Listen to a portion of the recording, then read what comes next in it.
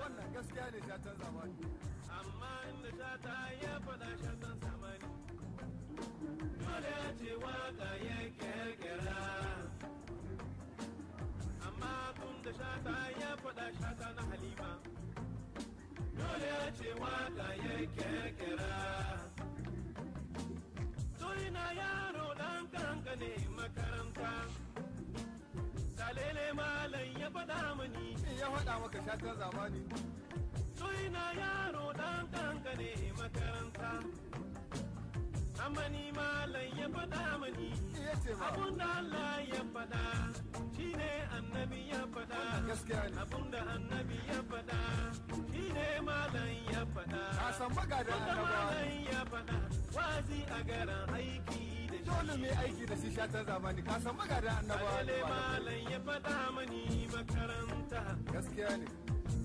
mutum ka zama kai adali haka in ka zama adali dubun jama'a duka na haka ne duka kowa da kowa kamar da kai ke shatan zamani dubun jama'a duka na haka ne duka kowa da kowa kamar da kai ke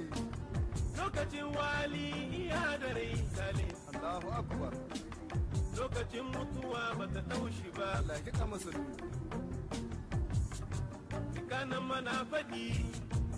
kai dam na faɗi mai dukuri na faɗi da makuru na faɗi ranar zabe na tahe in zabe za ku yi to jama'a ku yi zabe adali haka kan waɗi kowa ya shaida shatan zamani ku yi zabe adali domin shi ne mai tausan ƙasa mai bautawa ƙasa mai bautawa 'yan ƙasa domin shi ne mai tausan gida mai bautawa gida mai bautawa 'yan gida lokacin mutuwa ba ta taushi ba